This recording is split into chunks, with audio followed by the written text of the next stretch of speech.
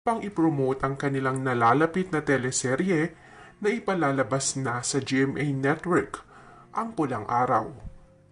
Paglabas pa lamang ni Alden sa stage ay binate, bineso at inisa-isang nilapitan ang mga host ng It's Showtime. Maging ang madlang people ay nilapitan rin ni Alden at binate. May ilan pa nga na nabeso rin si Alden at nakapagpa-picture pa. Kaya naman masayang-masaya ang mga madlang people nang tanungin si Alden kung paano niya naipagsasabay-sabay ang teleserye at mga shows nito, movies and promotions. Ayon dito, unang-una kailangan raw ng maayos na tulog at pahinga. Bagamat mahirap daw yun sa ngayon, pero kinakaya raw at masaya naman siya sa ginagawa niya. Biglang nagsalita si Kim Chu at sinabing balita raw niya ay may inspirasyon